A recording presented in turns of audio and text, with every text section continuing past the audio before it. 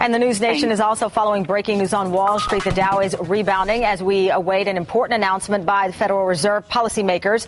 And joining me now is the co-anchor of CNBC's Power Lunch, Sue Herrera. And Sue, the Dow is up 111 points, and I understand we do have the statement from the Fed. Is that the case? We do have the statement from the Fed, Tamron, and excuse the profile because I'm looking at my computer right now. The Fed has left rates unchanged and has repeated its pledge to keep rates exceptionally low through mid-2013. Also, they say that the labor market has deteriorated in recent months, which is one of the reasons why they are keeping rates unchanged and will for quite a long time, mid-2013. Temporary factors account for only some of the weakness. They are referring there to the situation in Europe. They also say that inflation has moderated a little bit because energy and commodity prices have dropped. And as you know, we have seen the oil market sell off pretty dramatically in the last week or so. So net, interest rates are going to remain at their current levels, which are unchanged, exceptionally low levels, for some period of time to come.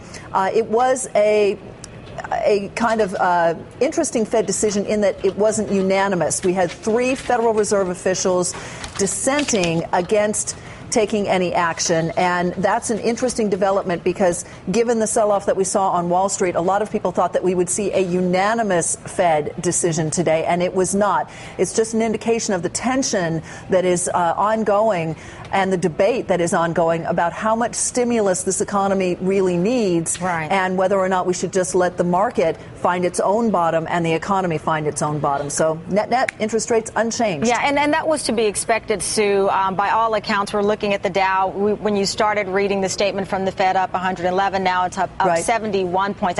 You are the expert here, so please help us understand if we would see any immediate impact, especially on news that we were expecting to hear. Well, we were expecting to hear it. However, the market, some people in the market wanted to hear something more specific from the Fed about more accommodation, more stimulus being put into the market. There was that expectation in the market to a certain extent by some factions of the market. So keep in mind, before we went into the Fed decision, when I was on the air with Power Lunch, we were up about 181 points. Now, after the Fed decision, we've actually moved considerably lower. The Dow is now up only 19 points. So I would say the knee-jerk reaction in the market is a little bit of disappointment.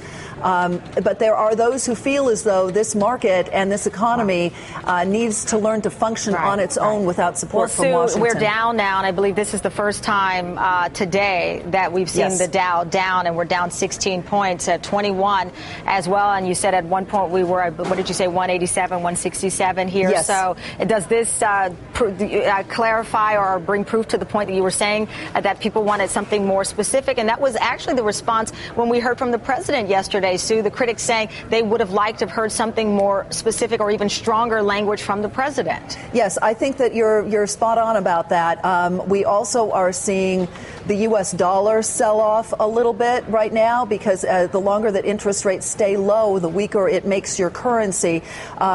But I would say that the market is disappointed by this. We're now trading down 39 points on the Dow Jones Industrial Average. So it may be a little bit rougher afternoon session than many thought.